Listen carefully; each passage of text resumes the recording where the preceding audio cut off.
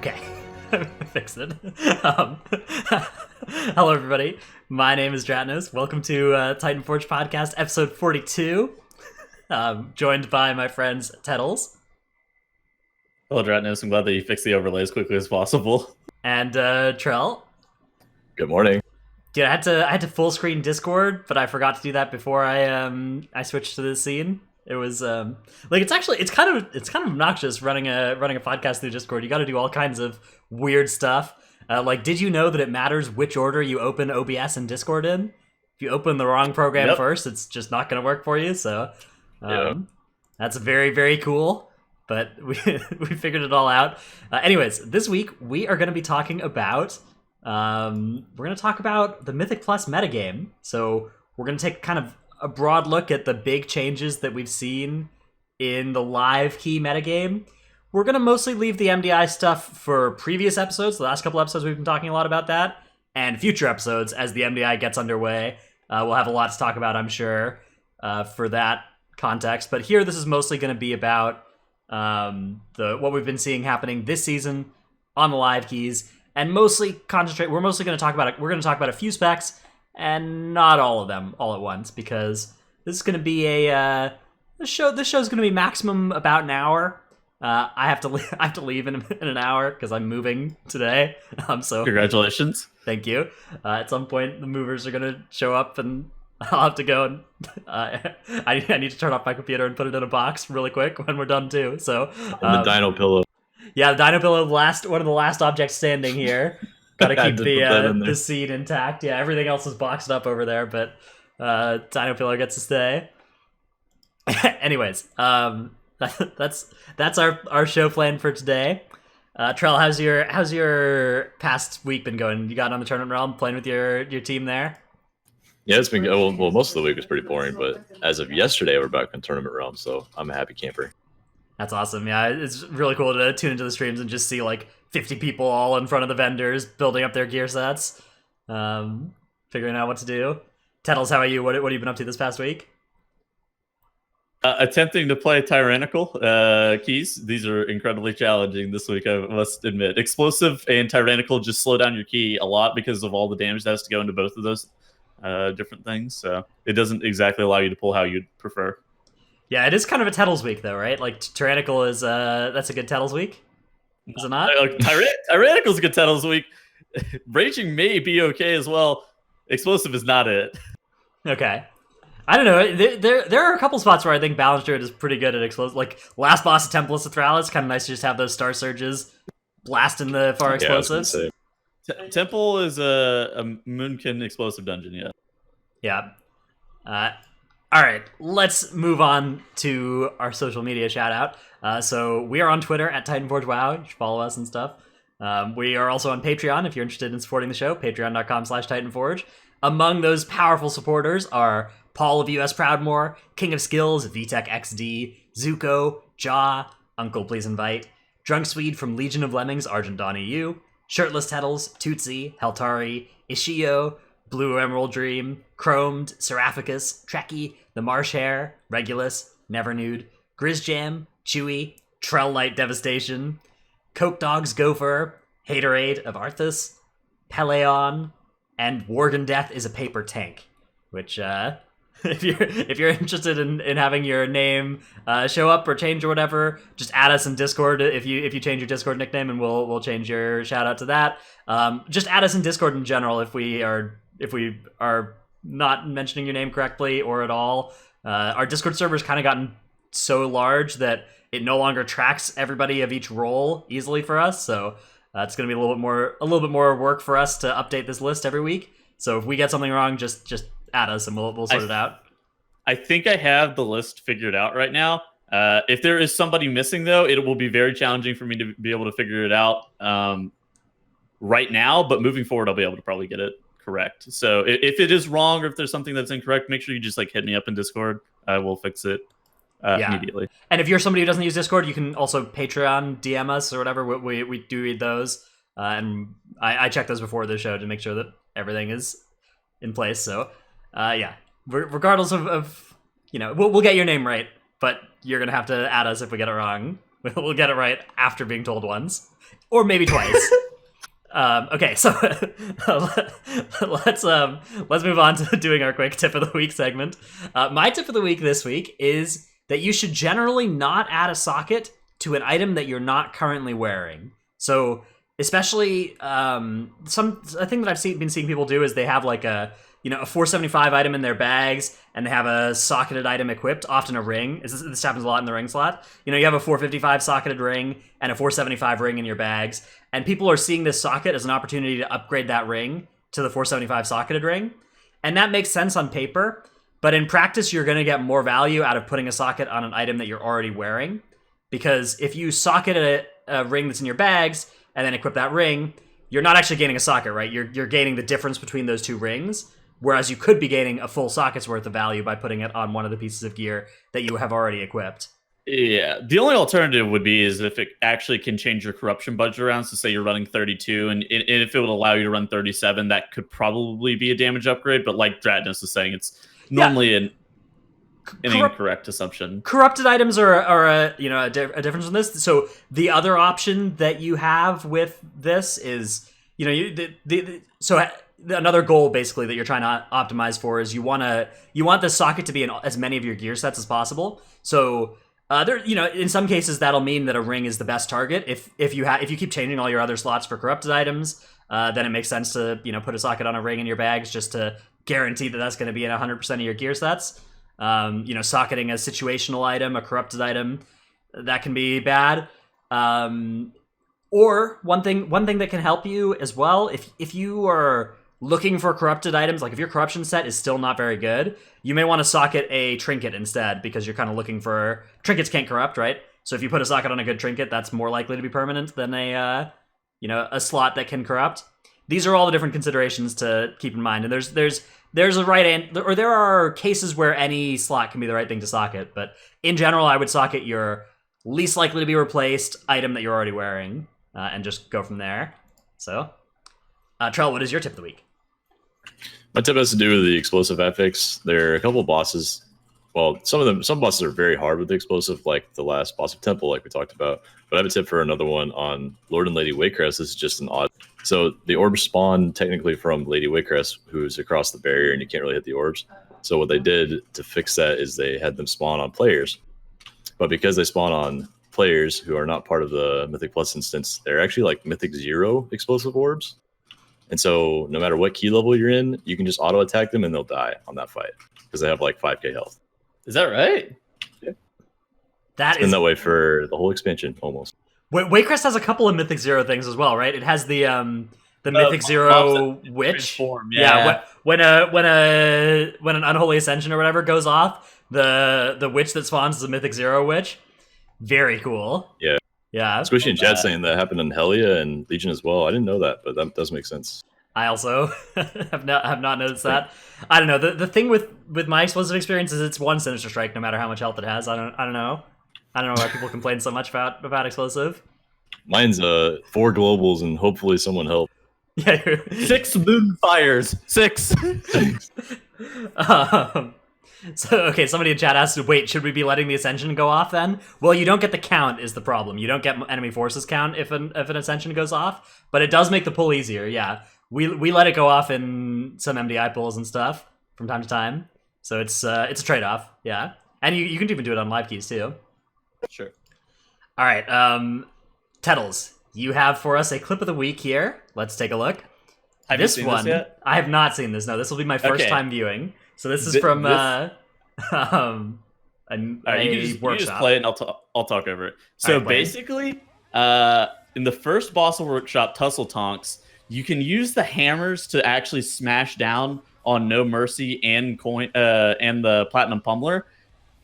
It does increase damage based on targets that are inside of it. Does damage like every target that takes damage does like an AoE of damage around them. It's like exponential damage.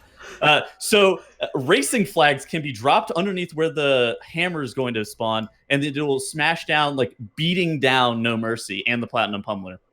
Yeah. The only reason I even noticed this is because we got all of the trash inside of it, and it fucking insta-killed every single mob. We're just like, what just happened? And then makes like sense. the next time we were in I was workshop, it wondering was about- only doing half the damage. So it's exponential damage. So now we use racing flags and hammer down the boss.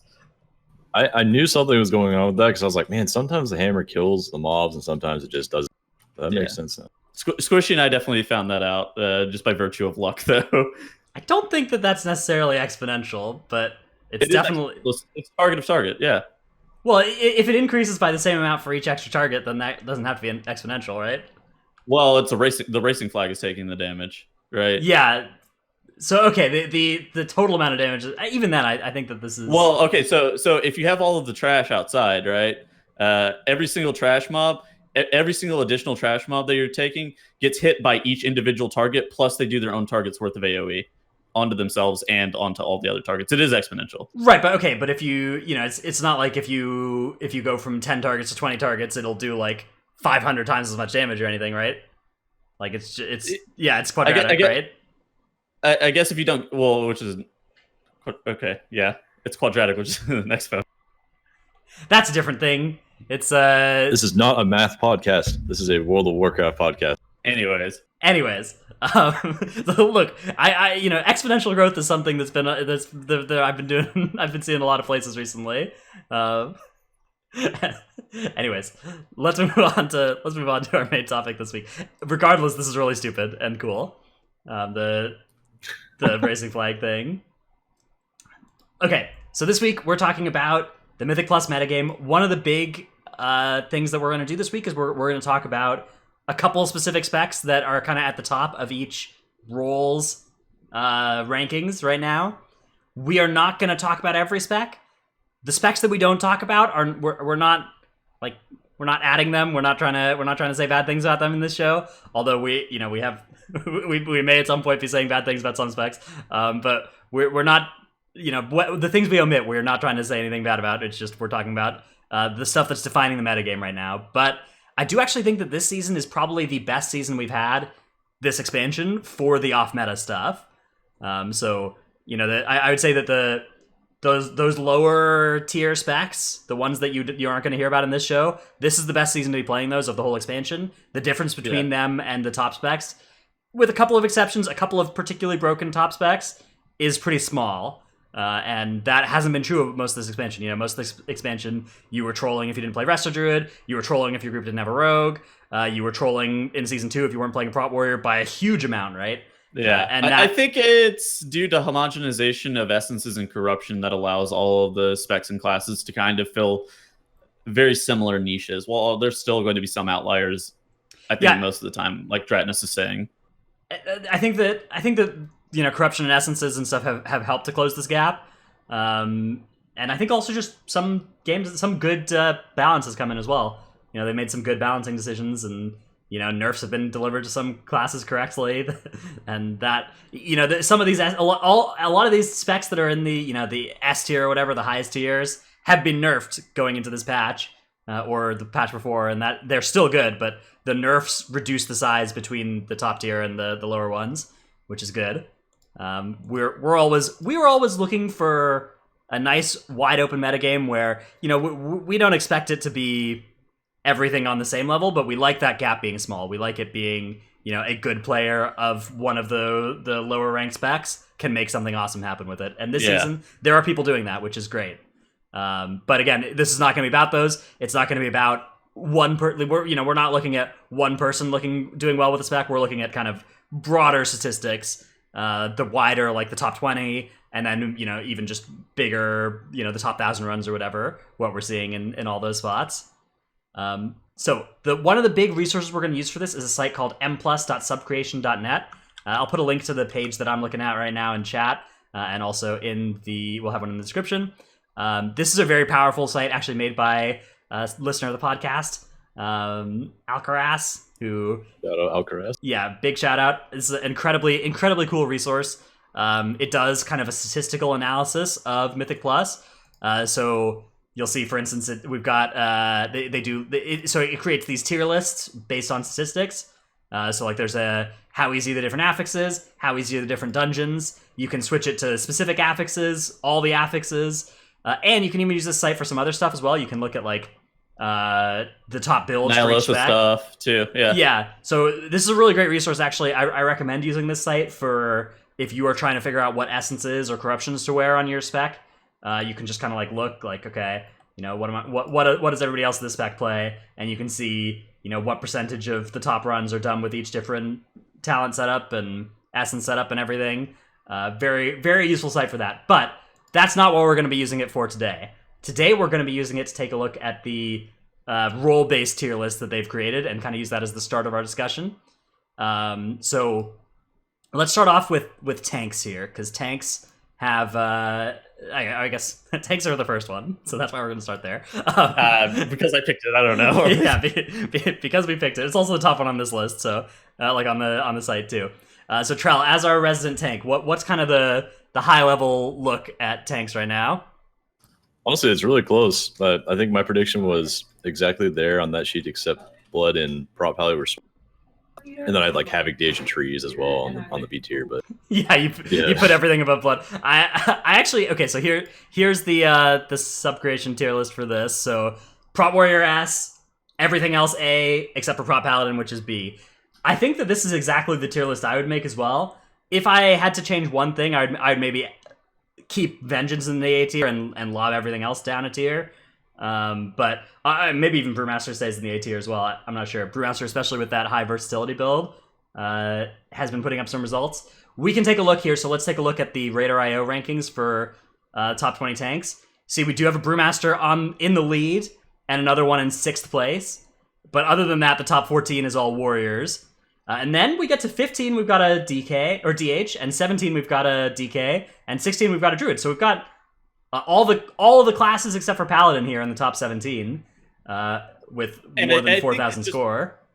I think that almost just like reinforces the point that we've been trying to make for a while in regards to tanking in Mythic Plus, where it's like the skill of the tank player definitely supersedes just like what class they're playing. Sure, Prot Warrior, incredibly strong, probably the best. I think we would be stupid to not say that they are the best, but the skill of the tank is definitely the most important factor whenever it comes to like how much score you're going to be getting or something like that. Right, and I think that there are, like, a lot of these warriors could be putting up these scores if they were playing something else as well, or maybe not quite these scores, but you know, on this they could be on this top 20 page as well, like Fem and you know Nerf and if you banish Nerf back to Blood DK, yeah, he'd be up there for sure. He'd still be owning a Now and everybody. Like they could all be playing. So like, you know, they've chosen to play Warriors, a lot of them, and then but the people who have stuck with their main spec, you know, Andy Brew and Trance, for instance, are absolutely owning on Brewmaster as well. So I think we have a clear best tank, but we also have a clear you can play, like if you're good at a different tank spec, if you have a geared different tank spec, they all can work. With maybe the Paladin, I think, is the one that has the lowest ceiling. Especially playing my Paladin against, I play all these tank specs except for Guardian. Paladin has been the one, has felt like it really hasn't scaled all that well into this patch. Okay. I think Guardian's actually really strong. We just don't see a lot of people play. Yeah, Guardian has scaled really well with corruptions, right? So Guardian has a massive health pool, doing massive Twilight Devastation damage. That's kind of... So Guardian, Vengeance, DH, and Blood are the ones that scale really hard with health and slap those Twilight Devs on. It's just like Brewmaster, where it's really hard to get the right corruption because you need like 6 of the versatile or surging vitality corruption. But once you do, I think you're equally as powerful as a Brewmaster and a Prot Warrior. Honestly, I think Guardian and Brewmaster will need some time for people to get those corruptions, whereas Prot Warrior only needed to get 1 rank 3 Twilight Dev to get going. So yeah, so later in the expansion, I think this tier list might be a little bit different, or it'll be the same, but there'll be more representation. So Prot Warrior is the spec that's kind of allowed to play Twilight Dev even in 25s, right? But every other tank spec kind of needs to play the verse set, right? And I think that set gets them close to Prot Warrior. Not quite to Prot Warrior level, but very close. Yeah. So Surging Vitality and Verse from all sources we were talking about those for Brewmaster. Yeah, I mean, you know, for all these tank specs, Twilight Dev in the keys, you know, 20 and below is the move, but as you get to the higher keys, it starts the versatile starts to really outperform, right? Because you just need to live.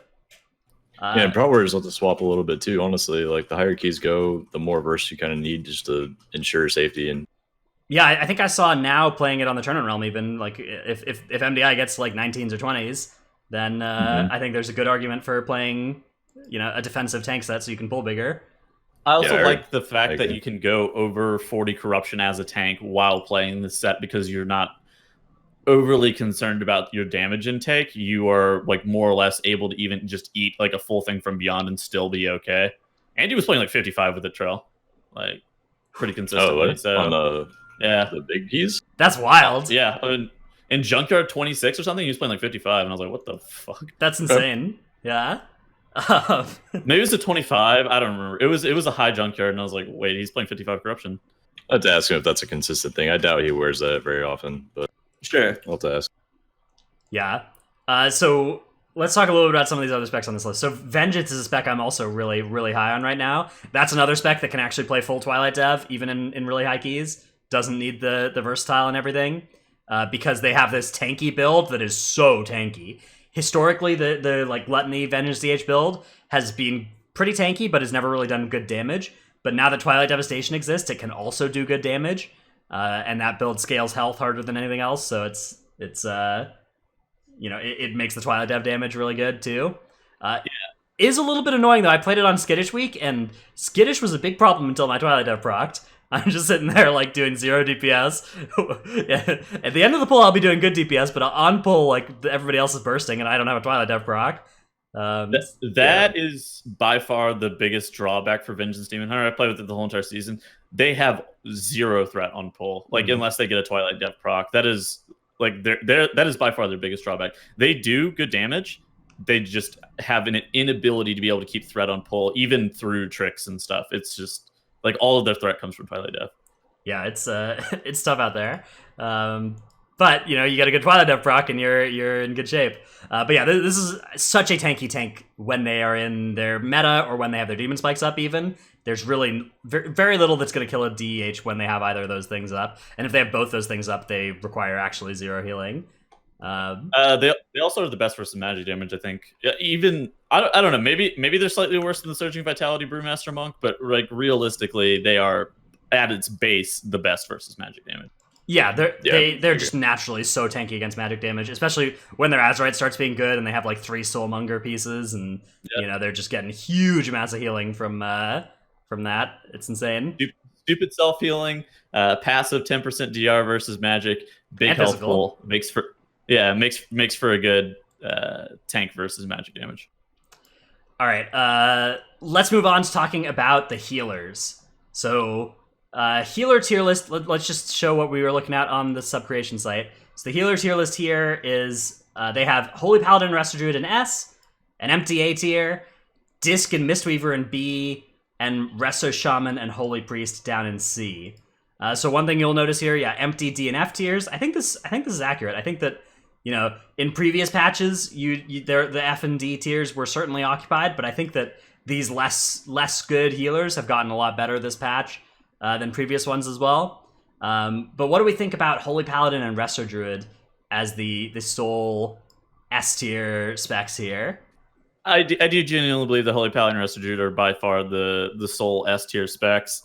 I think that it is a little bit closer than this graph may lead you to believe. Just generally, I think that Disc and Mistweaver are both actually fairly strong. Saw some Disc priests so doing 23s and 24s, which is like, sure, you need like a good comp around it, but like it's not that they're like unplayable. Anyways, as we're saying, Holy Paladin and Resto Druid by far the best. Do you want to start with Resto Druid, I guess? Sure. Let's do it. All right. So I know Trell has really strong feelings about this, but basically Resto Druid is the best because they are the most flexible. Just in general, they have the most amount of utility, and they have the most insane self healing, or like insane tank healing, not self healing. They're the most insane like tank healing just via Life Bloom plus Iron Bark is just by far the best defensive in the game. And then they have just like, they never have a lapse in their throughput, which is one of the major drawbacks to Holy Pally. Holy Pally, whenever they don't have wings up, will have some problems being able to get a lot of their throughput through.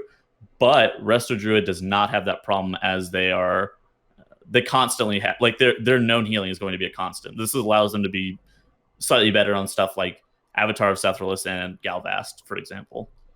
Yeah, Resto Druid's so effective at like you can slot a Wrestle Druid into any other 4 classes and it's going to be good. That is not true for Holy Paladin, Yes. right? Holy Paladin Exactly. is not that jigsaw piece that fits all pieces. It's not a. It's. I guess jigsaw piece is not really what I'm looking for this, but Puzzle. Holy Pallies yeah. are like the sub rogue of Legion. You got to pull and plan the whole group around them and make sure that they can do what they do well. Otherwise, you're not going to have as good of a time as you would with the Wrestle Druid. They're really strong, but I predicted at the beginning of this patch that the Holy Pally would be the best healer in the end.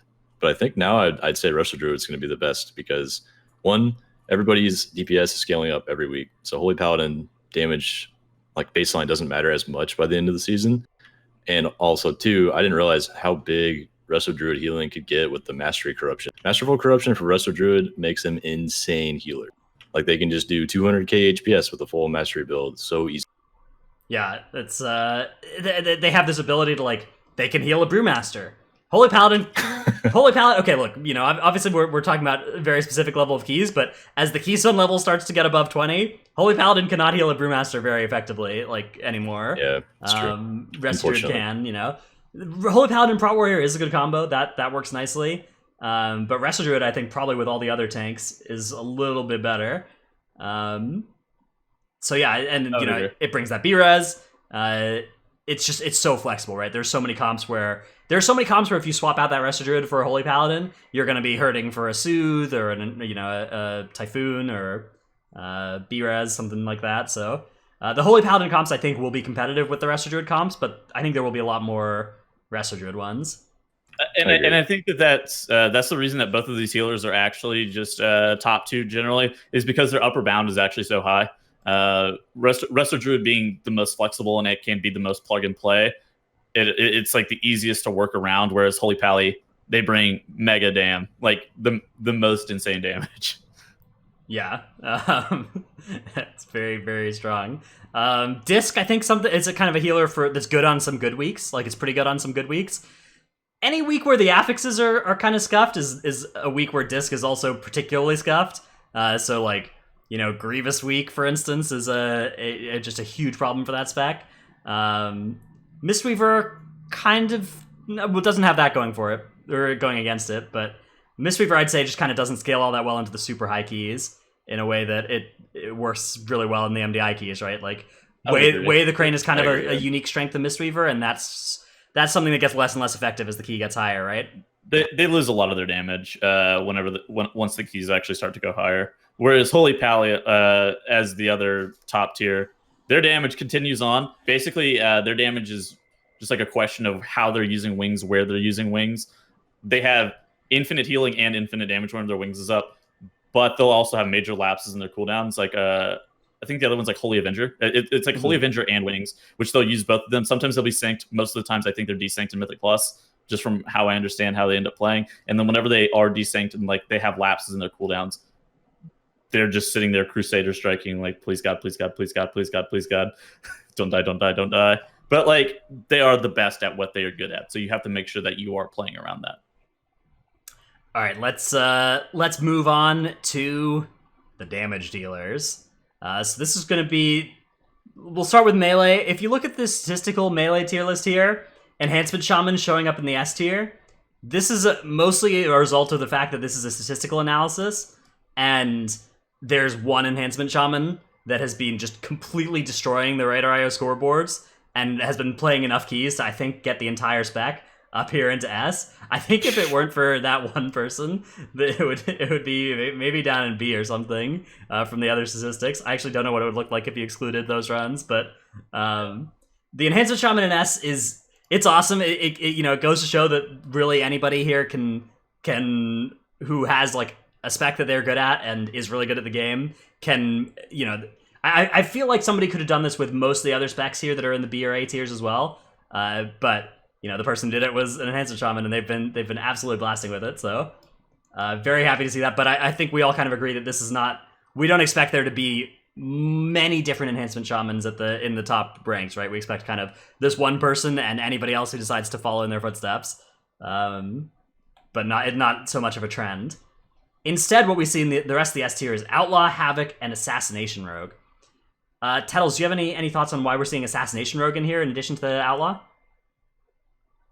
I just assume it's them playing the first pull of Toldagor. Yeah, I don't know. that was last season. We saw Assassination S tier because it was played for the first pull of a dungeon, and then you swap out of it afterwards. But the only people who played it for the first pull of the dungeon like really knew what they were doing, and so those runs were really good compared to the average, and that made the whole tier list look good. But there are also some this season. There are some people that are, I guess last season as well. There were people that were doing well with Assassination. I guess we could take a look at the detailed analysis here, see what the N is.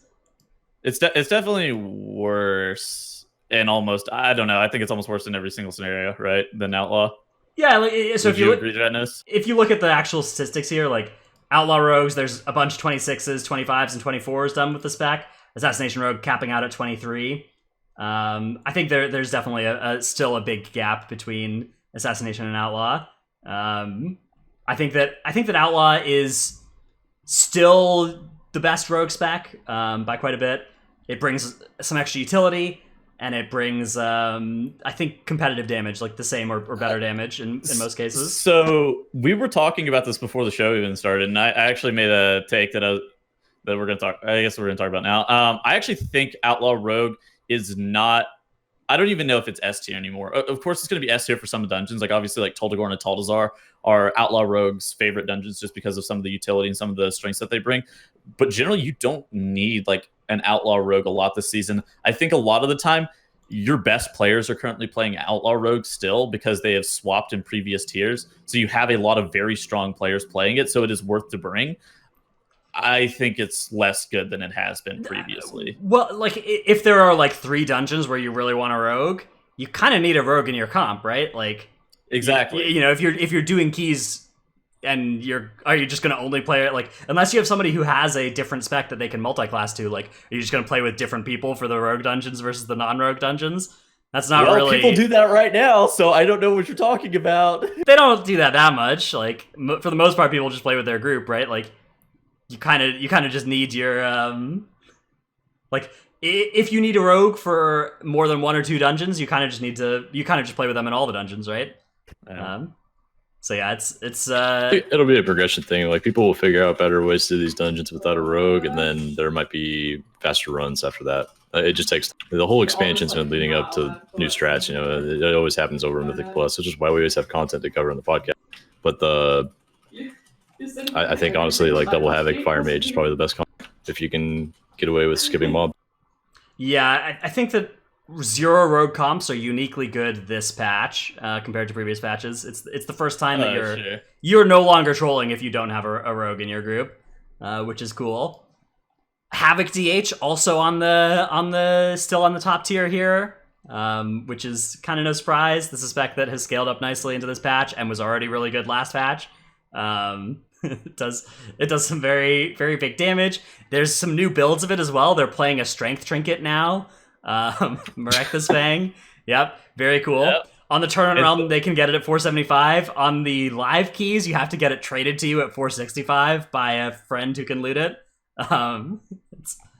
So people will literally rotate like Fel Barrage into like Fang and then into Iris or some shit. And you're just like, this is just the most incredibly stupid shit I've ever seen. No, you go Blood, Fang, Fel Barrage, and you're just you just do huge burst damage. Who needs to blade dance whenever all of your damage can come from Fel Barrage and Marekth's Fang? Yeah, hold on, I'll kill the explosives right after I beam, Iris, Fel Barrage, and Fang. Yeah, I'll be ready in 20 seconds. And the odds of you having threat after I press all of these buttons in succession is 0. I'm the tank now. They are equal to your odds of proccing Twilight Devastation. The exact same number. Yeah. Havoc is just it's continuing to look good. They're the same kind of reasons outside of that, being very tanky and having a lot of good utility against a lot of different effects, things that they can dodge with Blade Dance and all those kind of stuff. So that continues to be good for Havoc. I think Havoc is probably the best all-around melee right now. If aside from the Shroud thing, Rogue is kind of propped up by the existence of that still being pretty useful. Because I think Rogue's damage is I think a good, equally geared and skilled Rogue is going to be out DPS by like 10 or 20%. by most of these other specs now. Rogue does Moonkin damage, bro. Yeah, it's tough. At least Rogue can do Moonkin damage to multiple things at the same time, though, which Moonkin can't. Yeah, that's accurate. Okay, let's move on to Unholy. Unholy is something that we're going to see huge amounts in the MDI. So on this list, we have it's one of the specs that's on the A tier here statistically, alongside Frost actually, both DK specs in the same tier on live keys. I think I actually agree with this. I think that both DK specs are like pretty equal on live keys. Yeah, Unholy really good if in the right situations, right? Big pulls, cool burst single target, yeah. Burst as well, big yeah. Pulls and burst single target, yeah. Those are their two strengths. Also, if you're ever playing a fucking obelisk with the last boss, that is what they're really hoping for. Mm-hmm. I think Unholy is kind of like Disc, good on the good weeks as well, where like, on Bullstring week, it's kind of rough to have an Unholy DK. On weeks where you can't pull big for various reasons, that's hurting the spec, but I think that it is good when it is good on the good weeks, so that's going to be an effect that makes it look better on rankings than the other specs perhaps. But yeah, I think Frost just a kind of good versatile DK spec that does pretty good in kind of all cases. So something that you maybe we should see more often even on live keys. All right, then we have also on this list there's Fury and Arms both also showing up in A. Which of these warrior specs have you experienced? Have you played with Tettles more? I don't think you play Arms. Like, I think Arms is actually really good for certain things. I think generally, like, Fury is significantly more well-rounded, just due to their survivability and how their damage profile ends up working out. Of course, Arms is better if you're pulling somewhere in like the 10 to 15 target range where they actually really want that Blade Storm plus like wound damage and like. Sure, Fury just like with their 5 target cap can be bad, but they are the better spec, especially if we're pushing, because you're very infrequently pulling over their target cap. Right, so Fury kind of the reverse Unholy, where it works really well in live keys that get big enough and really poorly in MDI-sized keys where you're pulling like 30 enemies at once. Troll, how about you? I know you've played some DPS Warrior this patch. Any thoughts about them? Yeah, I think Fury can be really good. They're just not as good as Havoc.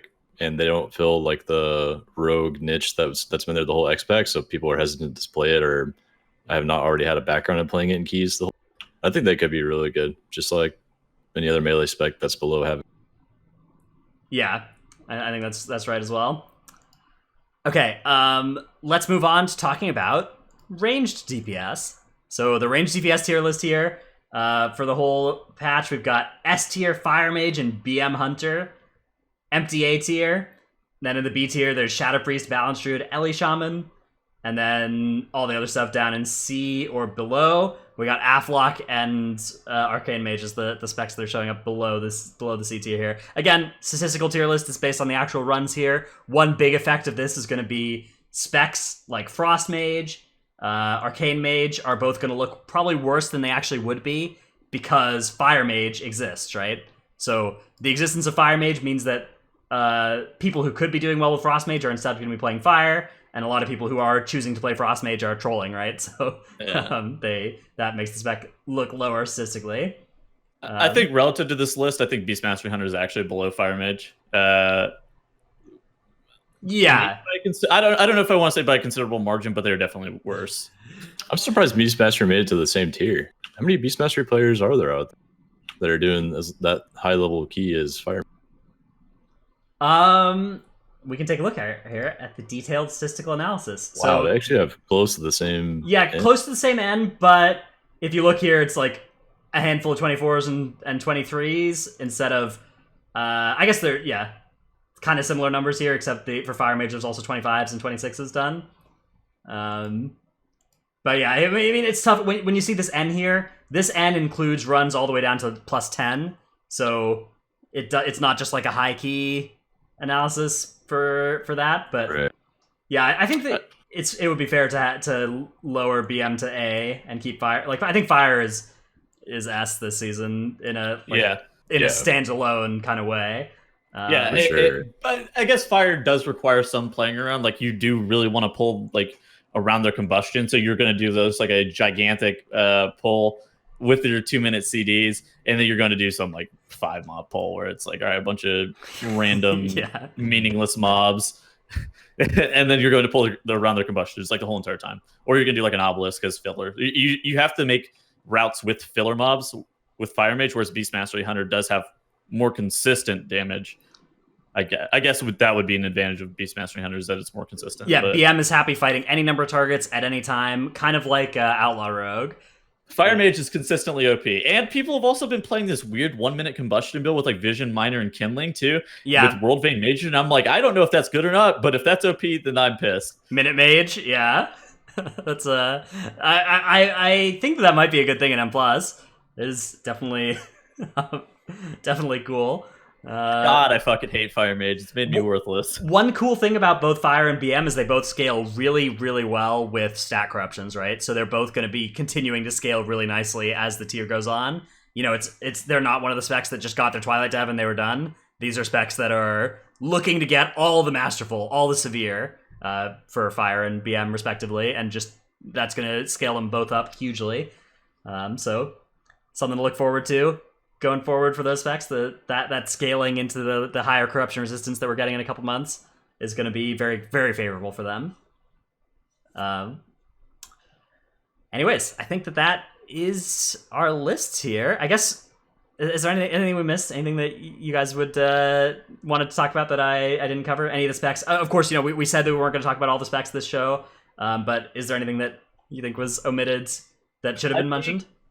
I think actually let's talk about the comp of Fire Mage plus Holy Pally plus Protection Warrior, because I think that's like one of the most common comps that we've seen. Let's talk about for a little bit why that one's being that one has the highest amount of representation.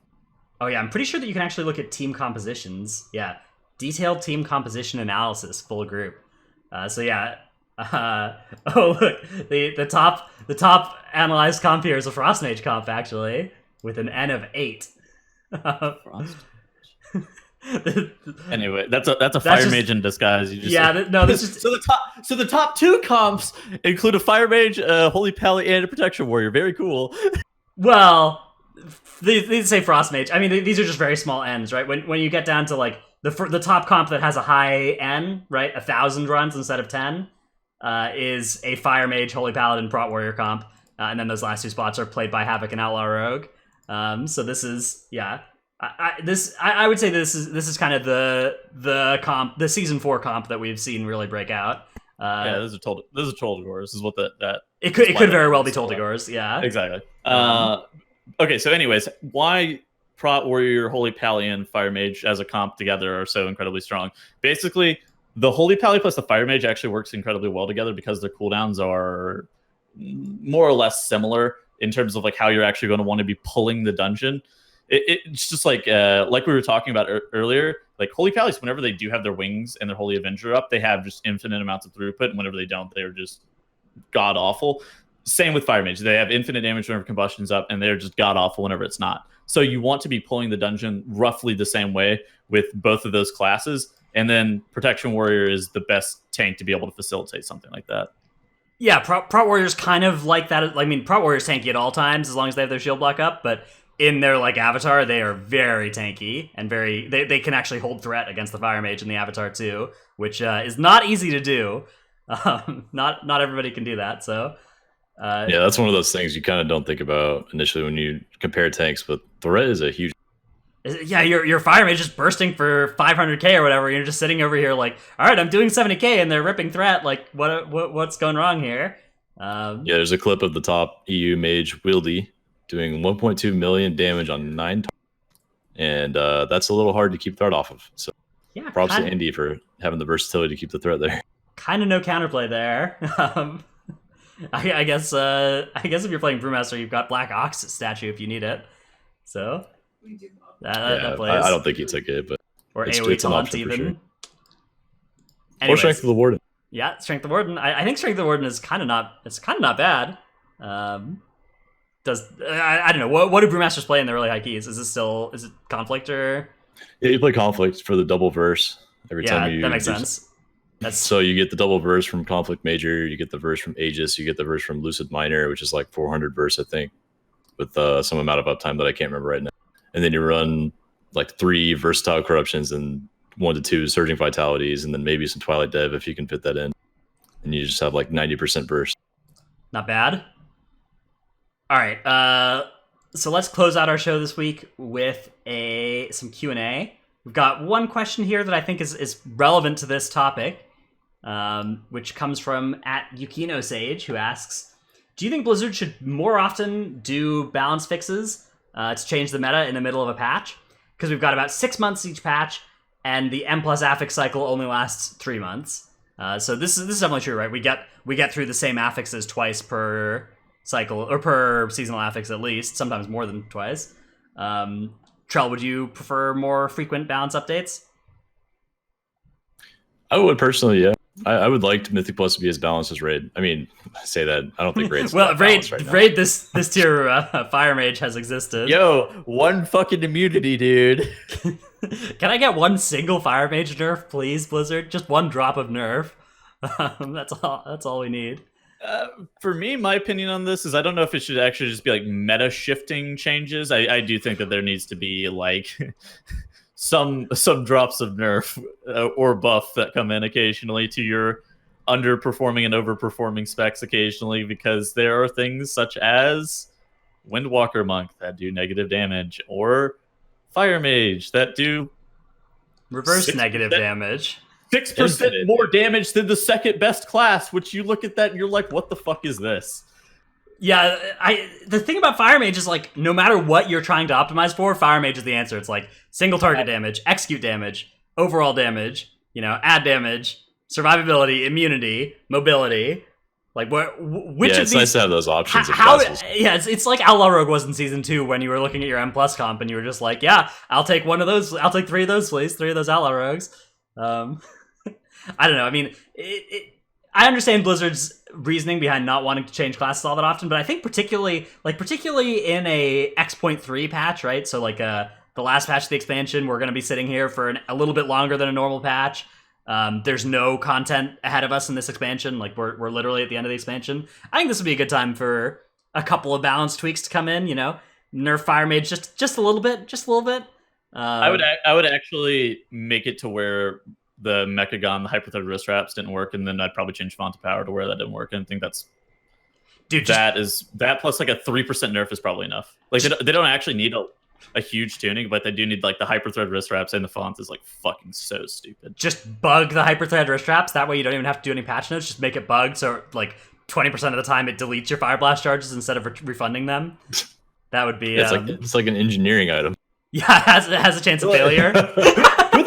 Okay, so it's like, who the fuck wants to farm Font of Power? Or like realistically, who the fuck wants to farm that? Ooh, I'm doing that. Use trinkets. I'm doing that tomorrow. Okay, yeah, you're using it for your mage, but like it's so stupid. Yeah, I'm starting up a Fire Mage, man. That's if you can't beat him, join him. That's why I joined so many different people. Who is different times for your guild, by the way? Trance. Oh, really? Yeah. We've acquired Trance, so we're replacing. I'm moving back to DPS, which is kind of a big win for both slots, especially for the tanking slot. Yeah, dude, that guy is so fucking good. Congratulations. Yeah, that's how much did you pay him? $7 zillion. You had to buy him away from the bank of TM Sean, right? Yeah, it was tough. We all had to take out extra mortgages and stuff. That's why I'm moving out of here in a couple minutes. Is because I'm, but it's worth it. Okay, look, property is just property, but WoW ranks are that's a real investment that you can hang your hat on. It's hard to be the kings of Tyke. It is. Yeah, look, being kings of Tyke is expensive. It's tough. Well, that's like they invested in some Fire Mages. They got themselves a higher guild rank, and then they were rewarded with a Brewmaster. That's right. The game. So I mean, exactly. It's you buy some Fire Mages, and then that gives you the guild rank, and then the guild rank does the work for you. You don't even need to pay people anymore. Everybody else just comes by choice. Like, who would choose to raid here and isn't getting paid? That's so foolish.